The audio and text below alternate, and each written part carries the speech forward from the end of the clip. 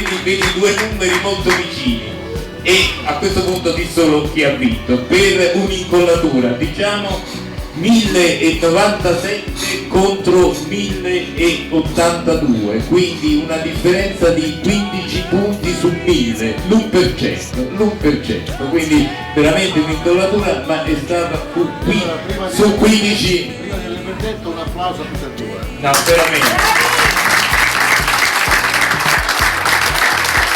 veramente complimenti, Martina. Vince la squadra di Gianni Zichicchi.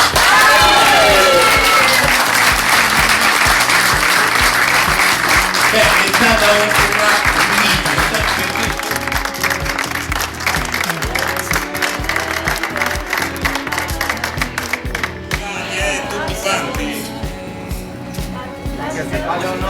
Quale onore, Martina.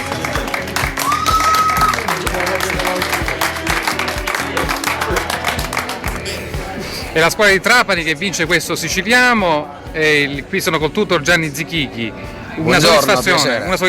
Una soddisfazione perché per la prima volta tutor, giovanissimo già tutor, questo già mi dava lustro a prescindere dalla vittoria o meno.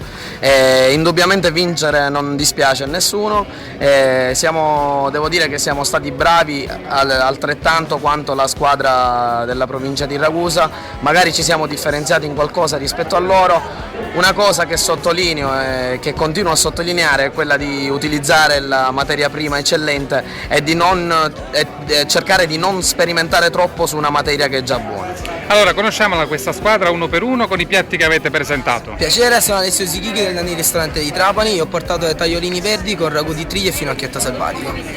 Io sono Emanuele Russo, ristorante Le Lumine di Marsala, ho presentato l'antipasto, era delle alici marinate con l'arancia con una misticanza e una salsa alla menta, e il secondo che era il filetto di tonno al fieno. Vito Filingeri della pasticceria Vito Filingeri di Trapani, ho presentato una rosellina di gelato al Marsala su una ganache di cannella salata e scaglie di pasta frolla. Complimenti allora. Grazie. Complimenti.